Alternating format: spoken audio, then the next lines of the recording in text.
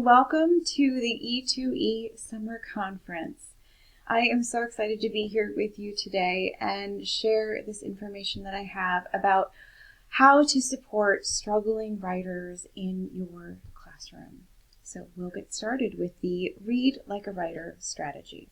Hi, I'm Liz from Teach Between the Lines, and I have been teaching for over 14 years now, and my focus is on secondary English, and I have been loving the idea of using mentor texts in my writing instruction. I use mentor texts in my grammar instruction. I ask students to look at examples of great sentences written by published authors in the books that we're reading so that they can see the grammar that we're learning in action. And I really wanted to bring this into my larger writing assignments as well. Asking students to read examples of memoirs before my memoir writing unit, or bringing in exemplars from my previous year's students for argumentative writing or literary analysis writing, and asking students to explore these texts, read with a writer's eye and look at that closely to see what they can put into their own writing.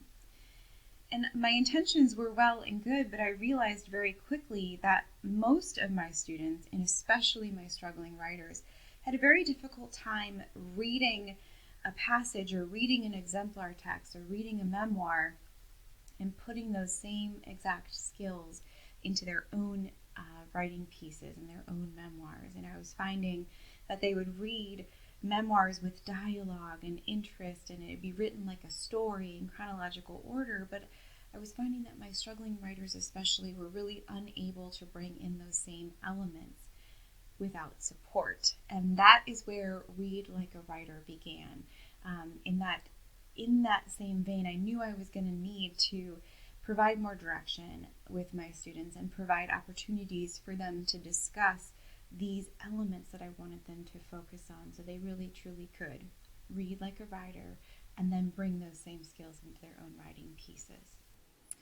So for memoir writing and narrative writing, the first step in this Read Like a Writer strategy is to have students explore the mentor text like a reader. So I approach it in the same way that I do a short story unit or even introducing a novel.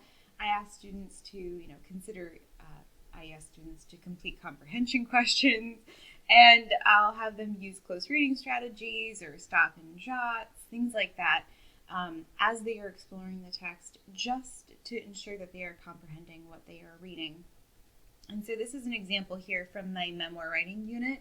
And I ask students, again, for my 7th through 9th or 10th graders, I'll ask them to explore the text from I Know Why the Caged Bird Sings by Maya Angelou. And then for my upper level students, 11th and 12th graders, I'll have them explore A Cub Pilot by Mark Twain, because it's a little bit more challenging, a little bit more appropriate for that grade level, but similar, in the nature that they deliver their memoir. And I'll actually include, comprehension questions. I'll do a check for understanding. And so we just really approach this text as if we are just reading and understanding the text. So that's the first step with any kind of memoir or narrative writing. And then the next step is to read like a writer. And this is where it gets really focused. In previous years, I would just move on from that memoir reading of Maya Angelou's and just say, hey, we're going to write a memoir now. And that's where I had a misstep. So the next step is to read like a writer. And in this case, I'm providing guiding questions. While they go back and do a second read, they're going to get a set of guiding questions that really gets them thinking about the critical elements I want them to employ in their writing.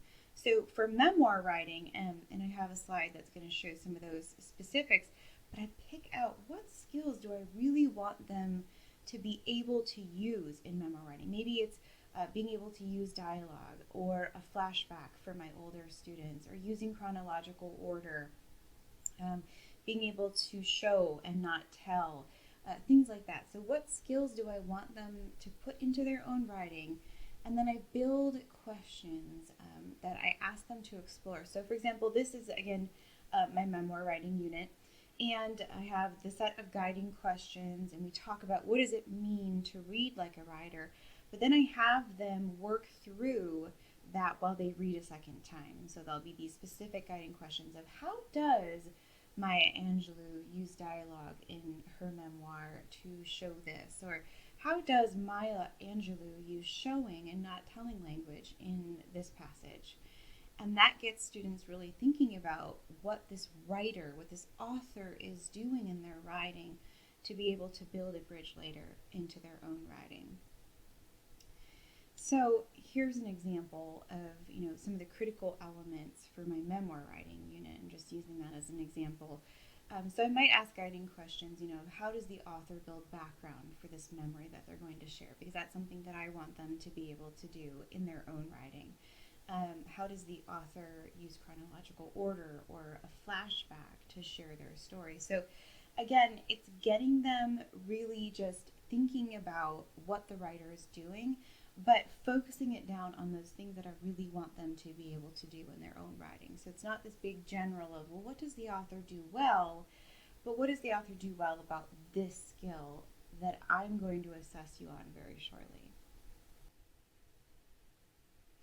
So the next question is, how does this work with structured essay writing? So the argumentative essay or the literary analysis essay, character analysis essay, how does this strategy look with these skills? And essentially, a lot of the same things still apply. We're going to have students look at that mentor text with purpose, with guiding questions. My favorite way to do this is with stations. And in this case, we're going to break down the elements of the essay that I want them to be able to do or complete in their own writing. For a literary analysis essay, and this is an example of a character analysis or literary analysis essay, and I've actually created stations to have students moving about as they look at these exemplar pieces and discussing with their peers. But I might ask them to look at, creating commentary. I might ask them to look at creating inference statements or, literary analysis statements. They might look at the introduction, the conclusion, the thesis statement. And then within that, I'm going to pull exemplars either that I've created or from previous, students' pieces that I want them to really focus in on and provide them those guiding questions that students can either think about or they can discuss. What is the author doing well with this thesis statement? What is the author doing well with this commentary? And that helps them narrow their focus within their own writing as they go to draft their own. Another strategy that I like to bring in within the same vein is the assess the examples activity. And so what I'll have students do is partner together, and I'll give them 3 different exemplars. And one that's a little bit lower level, doesn't have all the elements necessary, one middle of the road, and one really, really well done example of the type of writing I would like them to do. And then I will have them work with a partner peer, like I said, and they'll use the rubric that they are going to be assessed on to assess the work. They become the teacher. And then we have really good conversations of, why does this piece deserve the grade that it has received? Why do we think that? What is it missing? What does it need to include? And why does this great example deserve this really good grade? What have they done here? What has this writer done here?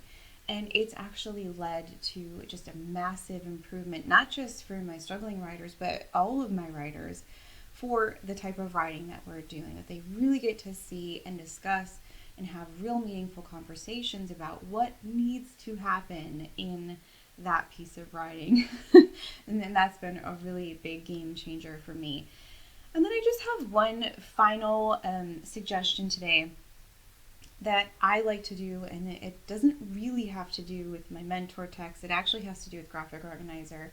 I'm a big fan of Graphic Organizer for supporting struggling writers.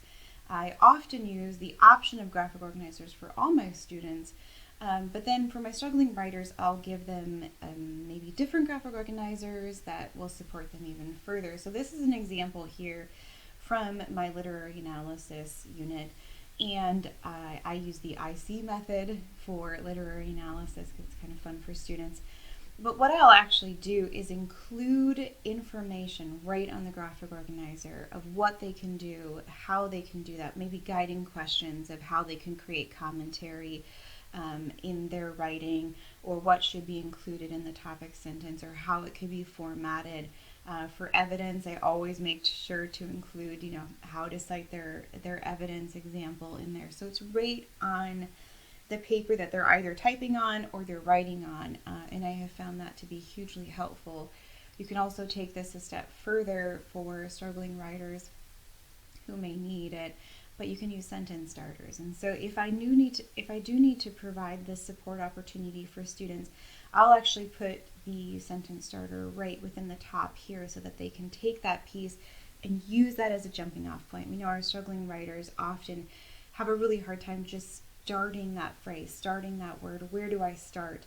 And then they can take that and then continue with their own words and their own writing. And I have found that to be really helpful for my really struggling writers in my classroom. So that's kind of my final suggestion to you here, is to use some of those detailed graphic organizers in your own writing.